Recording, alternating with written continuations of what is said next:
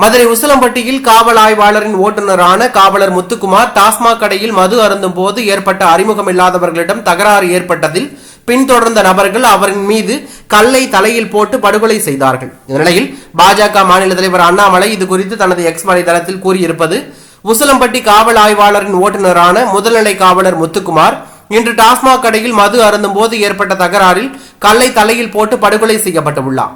தமிழகமெங்கும் மதுவாலும் போதைப் பொருட்களாலும் குற்ற செயல்கள் பல மடங்கு அதிகரித்து விட்டன.